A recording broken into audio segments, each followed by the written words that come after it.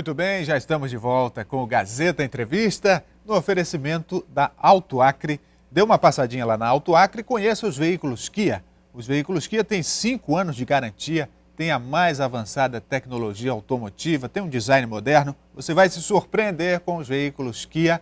E nesse mês de agosto, ofertas incríveis, tem um modelo que combina com você. A Auto Acre fica ali na via Chico Mendes, em frente à Recol Distribuidora. Conforme eu citei no bloco anterior, nós estamos dando início à sequência de entrevistas com os candidatos ao governo do estado, aqui no Gazeta Entrevista. E hoje, o nosso primeiro convidado é o candidato Antônio Rocha, do PSOL. E conforme foi estabelecido em sorteio, a sequência de entrevistas com os candidatos, na presença dos representantes de todas as coligações, de todos os partidos, ele será o nosso primeiro convidado. Boa noite, candidato. Boa noite, Rogério. Boa noite ao pessoal de casa. É muito satisfatório estar aqui e ser o primeiro, né, a participar dessa conversa com você, levar a nossa mensagem para a população.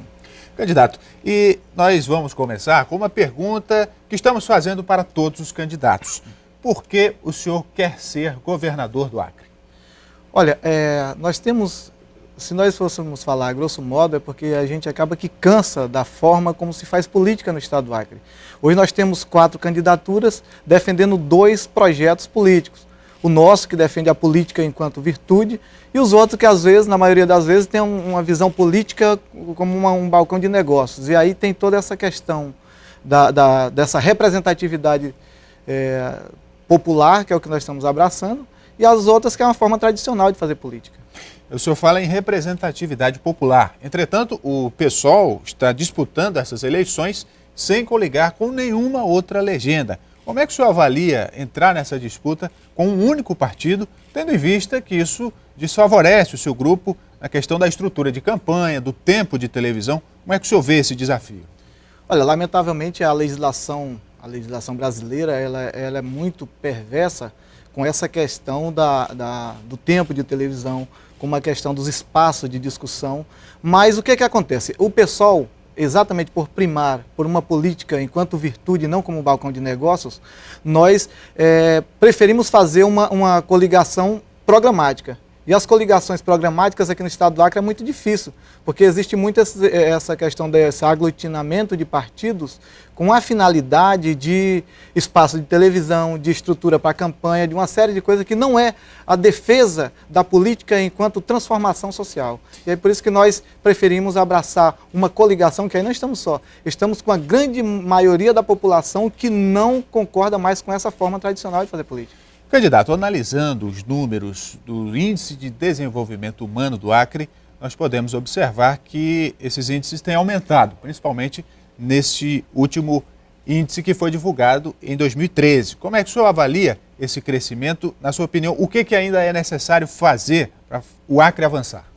Primeiro de tudo, nós temos que primar por um desenvolvimento do estado do Acre, um desenvolvimento. A questão dos índices, às vezes, se prende muito em números, e esses números nem sempre refletem a realidade concreta. Mas, enfim, o índice do Acre mesmo crescendo é um dos mais baixos do país. Então, significa que nós temos que melhorar muito. E isso só vai partir a partir do momento que nós demos prioridades, principalmente voltadas para os investimentos em áreas da educação, da saúde, da segurança, porque aí sim nós estaremos fazendo um processo inverso, ao invés de voltar aos recursos públicos, para benefício de alguns poucos, enfim, de alguns poucos que são beneficiados, enquanto que a grande maioria é penalizada.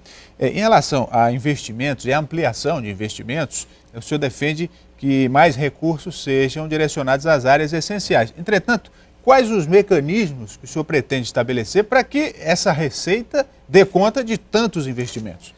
Existem vários mecanismos. Por exemplo, nós temos que ver a questão da nossa forma de gestão. A nossa forma de gestão. Muito se fala, para você ter uma ideia, foi destinado tanto de recurso para tal área, foi destinado tanto de recurso, mas não mostra quantos leitos foram gerados com aqueles recursos, quantos hospitais foram construídos, quantas crianças tiveram acesso à creche, quantas mães hoje estão trabalhando por conta desse acesso à creche. Então, isso não são mostrados esses números, são colocados valores. E esses valores têm que ser acompanhados pela sociedade. Por isso essa nossa aliança com a sociedade, porque a nossa, Um governo nosso só tem sentido se houver essa participação popular na fiscalização da coisa pública, participação das propostas de construção de alternativas para nossas demandas. Então aí eu observo duas vertentes, ampliação da participação popular e mais transparência. Como é que o senhor pretende concretizar isso? Existem vários mecanismos de transparência, você precisa estar interligado com as pessoas. Nós vamos ter um governo aberto para a população participar, criticar e sugerir. E também, o que nós vamos fazer? Quando eu digo que nós queremos a questão da transparência, se você for olhar hoje, mesmo no portal, você vai ver um monte de números que o cidadão comum não consegue distinguir. Você não consegue saber o que de fato foi feito, com o que foi gasto. E aí o que acontece? O Acre tem muito dinheiro. Nós vamos fazer, em relação à questão dos investimentos, além de buscar e montar uma equipe técnica qualificada de planejamento para poder buscar esses investimentos para o Acre, nós ainda temos um outro fator, que é fazer uma auditoria da dívida do Estado para ver o que realmente nós estamos devendo. Nós queremos fazer uma auditoria das contas públicas para verificar aonde que foi investido aquele recurso e se estão sendo cumpridos da forma que foi planejado. Isso tudo nós vamos fazer, isso vai gerar com certeza vai gerar muito recurso que poderão ser realocados. Parte das receitas do Estado vem naturalmente dos impostos e é preciso que haja o desenvolvimento econômico para que hajam impostos. Nesse sentido do desenvolvimento, como é que o senhor pretende trabalhar? As pessoas têm quando a gente fala em desenvolvimento, as pessoas se pautam tão somente, na maioria das vezes, na questão econômica. Nós entendemos por desenvolvimento uma interação entre a questão social, ambiental e econômica. Então, a partir do momento nós estamos preocupados com o bem-estar das pessoas que vivem no Acre. Então, para nós só serve desenvolvimento se ela beneficiar a grande maioria das pessoas.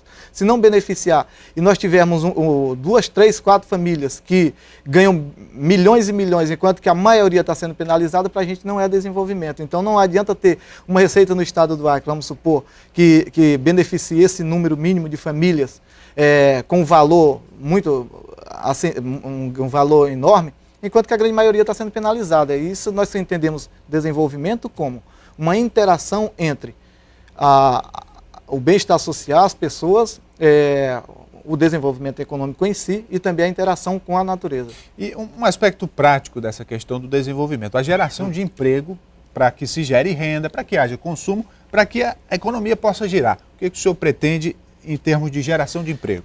Primeiro ponto, apoiar os micro e pequenos empreendedores individuais, que existem muito no estado do Acre. É lamentável que os governos que têm passado não tenham percebido isso, que existe uma vontade muito grande do acreano de ter essa autonomia, inclusive econômica.